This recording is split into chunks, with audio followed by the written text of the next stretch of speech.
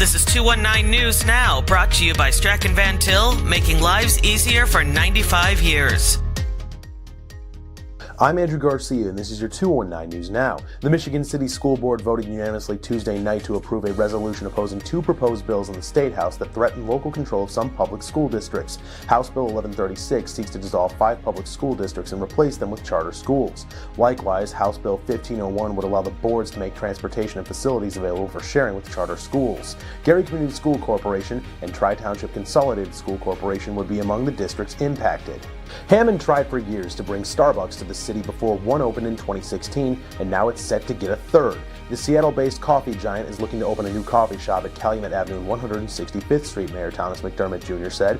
Starbucks is looking to build a 2,500 square foot cafe at 652440 Calumet Avenue.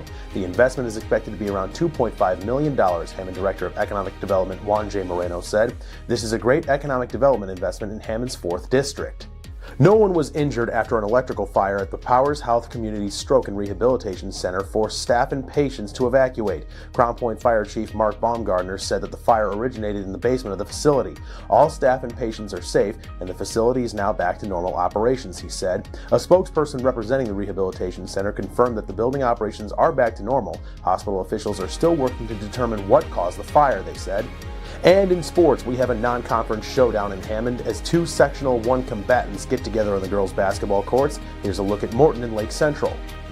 Morton and Lake Central could both see one another next week when sectionals begin. In the meantime, though, each looks to get back in the win column after a loss, and the Indians come out hot. Isabella Soria feeds Ayla Krieger. The senior goes up strong, drawing the foul. Indians by 3 after the free throw. More from her later, though. Morton looks to respond now. Desira Willingham takes her time and puts up the short jumper. Governor's on the board. Later, the Indians look to add to their lead. Vanessa Wimberly turns on the burners. The senior going the other way for the lefty finish. Try by 7. Now it's Wimberly's turn to share the wealth as she drives and kicks to Bryn Leonard in the corner. The southpaw steps back and lets it fly. Buckets. Next time down, Leonard drives baseline and gets a friendly bounce from the rim on the wraparound finish. LC with an 8-point lead. Morton trying to dig its way out. Kyla Patterson attacks, shows off the handle, spins. If you're going to wear 24 like Kobe, you got to hit the fade like Kobe. The sophomore connects. However, Morton trails by 8 after a period. To the second, we meet back up with Krieger, who drives baseline and runs right into history. Krieger scores her 1,000th point and becomes the 7th player in Lake Central girls basketball history to reach the 1K mark.